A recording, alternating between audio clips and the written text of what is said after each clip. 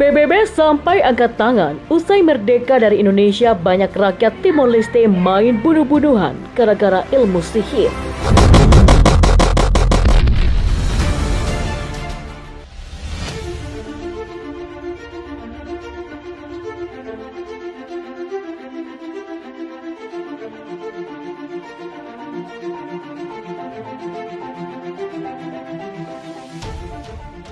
Sebagai negara kecil dengan kemiskinan tinggi, Timor Leste dipandang sebagai negara yang masih terbelakang. Tak heran jika banyak hal berbau mistis masih sangat melekat kuat dalam kepercayaan masyarakat di sana. Bahkan fenomena-fenomena gaib tak jarang dilaporkan sejak negara tersebut memutuskan merdeka dari Indonesia hingga beberapa tahun terakhir. Seorang penulis Warren L. Wright BALLB mengisahkan bagaimana runtut pembunuhan terjadi di Timor Leste didasari praktik ilmu sihir. Menurut laporannya pada 22 Desember 2012, sebuah kasus pembunuhan terjadi di subdistrik Maubisse di distrik selatan Ainaru. Pembunuhan itu terjadi dengan tuduhan praktik ilmu sihir dalam perselisihan antar keluarga. Polisi kemudian memburu 4 orang yang diduga terlibat kasus tersebut, kemudian melakukan penyelidikan. Polisi juga mewawancarai saksi dan tetangga di daerah tersebut untuk menentukan penyebab terjadinya pembunuhan. Pengawas bernama Orlando Gomez melaporkan motif pembunuhan itu. Motif dari kasus tersebut adalah 2 keluarga di daerah ini saling menuduh melakukan sihir. Lapor Radio Timor Leste di tahun 2012 lalu. Namun, ini bukan satu-satunya kasus yang dilaporkan di Timor Leste. Faktanya, ada seabrek kasus yang sama yang melibatkan ilmu sihir. Pada bulan September 2000, hal ini pertama kali menjadi fokus perhatian sistem peradilan ketika 4 pria diadili karena diduga menyiksa dan membunuh seorang wanita tua yang dituduh melakukan sihir. Fakta-fakta dari kasus tersebut terungkap di pengadilan di Baucau, kota terbesar kedua di Timor Leste. Seorang wanita berusia 62 tahun dibunuh di wilayah paling timur, Los Palos, pada bulan Desember di tahun 1999. Menurut penuntutan, wanita itu disiksa dan dibiarkan mati oleh 4 orang pria setelah dituduh membunuh anak-anak dengan sihir. Dalam kasus lain, pada 7 Januari 2007, 3 perempuan yang dituduh sebagai penyihir dibunuh dan dibakar bersama rumahnya di Timor Timur. Ketiga perempuan itu berusia 70 tahun, 50 tahun, dan sekitar 25 tahun dibunuh di Maubara Lisa atau Kecamatan Maubara, Kabupaten Likuija, sekitar 40 km sebelah barat ibu kota Dili. Mereka adalah Bui Dau, berusia 70 tahun, Flora, 50 tahun, dan seorang wanita yang tak dikenal lainnya, berusia sekitar 25 tahun. Mereka dituduh sebagai penyihir, lalu 3 tersangka itu ditangkap. Pada bulan Mei 2009, masalah santet kembali menjadi berita utama nasional dengan penyiar nasional Timor Leste, RTTL.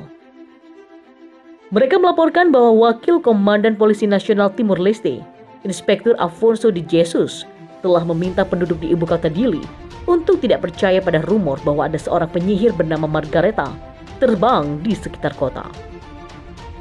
Dalam catatan Institusi dan Pengalaman Orang Timor, Andrew Harrington membahas kasus tentang sihir berikut ini. Dalam satu kasus yang melibatkan ilmu sihir, seorang petugas Unpol mengarahkan seorang penduduk lokal yang sangat marah yang mendekatinya dengan keluhan ini untuk menanganinya dengan cara tradisional. Berawal dari seorang pria yang menuduh putri pelapor melakukan sihir dan mengutuk keluarganya. Petugas Unpol atau polisi PBB angkat tangan karena tak punya kewenangan untuk menangani tuduhan ilmu hitam. Beberapa hari kemudian pengadu kembali dan melaporkan pada petugas Unpol bahwa dia telah melakukan apa yang diperintahkan dan menangani masalah dengan menggunakan cara tradisional. Hasilnya, dia pun membunuh penuduh. Contoh anekdot lainnya yang melibatkan sihir dan mekanisme penyelesaian perselisihan lokal menghasilkan hukuman yang kejam. Penduduk desa dengan fatal meletakkan beberapa api di punggung seorang tertuduh penyihir untuk hukuman. Perlu dicatat bahwa secara umum hukuman sihir tidak terlalu berat, tetapi hasilnya tak selalu demikian.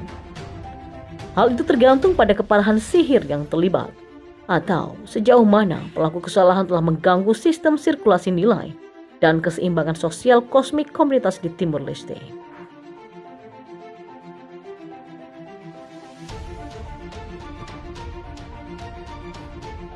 Media Inggris rilis 7 nama jenderal Indonesia yang disebut lakukan kekejaman di Timur Leste. Lepasnya Timor Leste dari Indonesia untuk menjadi negara merdeka ternyata tidak membuat RI ini lepas dari urusan dengan bumi Lorosai.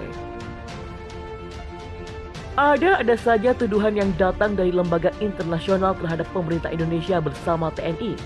Pada tahun 75, Indonesia menginvasi Timor Timur sebelum berganti menjadi Timor Leste, melakukan pencaplokan pada wilayah bekas penjajahan Portugis.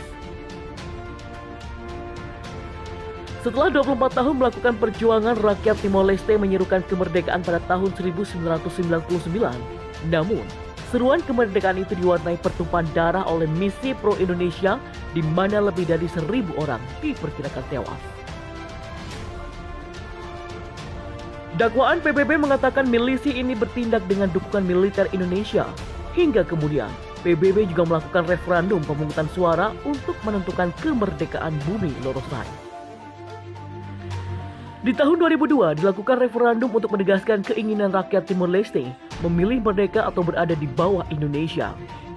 Rakyat Timor Leste memilih untuk merdeka. Hal itu membuat wilayah itu dinyatakan sebagai sebuah negara yang berdiri sendiri. Namun, meski telah merdeka, kerugian besar dialami oleh Timor Leste. Invasi Indonesia meninggalkan kerusakan dan kematian yang cukup besar.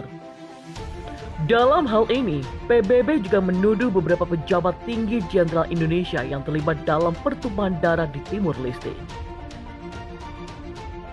Diungkap media Inggris The Guardian di tahun 2003, Jenderal Wiranto dianggap sebagai salah satu yang bertanggung jawab atas pertumpahan darah itu.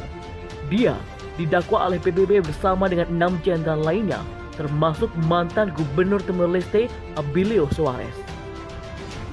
Namun, waktu itu Indonesia menolak menyerahkan salah satu terdakwa ke pengadilan di Dili, ibu kota Timor Leste. Jakarta memilih menolak untuk menghormati surat perintah penangkapan PBB dan mengatakan akan mengabaikan permintaan PBB tersebut. Jenderal Wiranto adalah orang bebas. Mengapa mengambil tindakan? Kata Menteri Luar Negeri Indonesia kala itu Hasan Wirayuda. Siapa yang memberikan mandat kepada PBB untuk mendakwa orang Indonesia? Atas dasar apa? Wewenang apa? Katanya kala itu.